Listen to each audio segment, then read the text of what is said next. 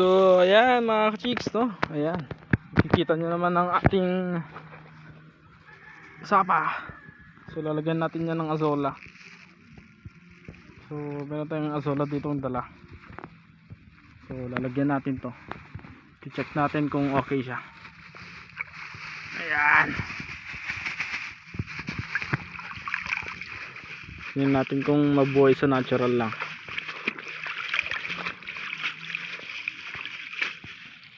Ayan.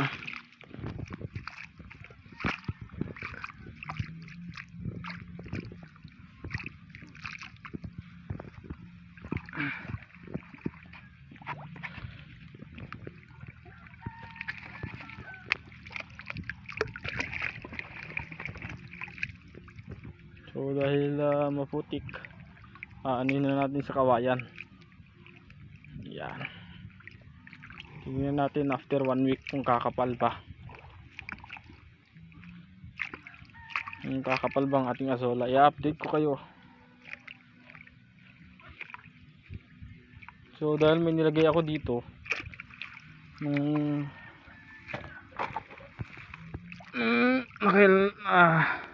ilang araw lang. So kumapal naman yung doon sa kabila. Goods naman. So papakita ko sa inyo. So ito ay pinag-anuhan lang ng kalabaw. So tingnan natin. Pero ito iba kulay na ito. Nag-red sila pero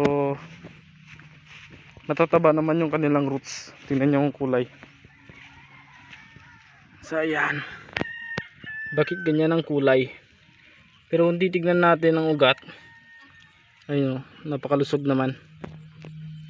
Tingnan nyo. Iba yung kanyang kulay pero napakalusog ng kanilang mga ugat.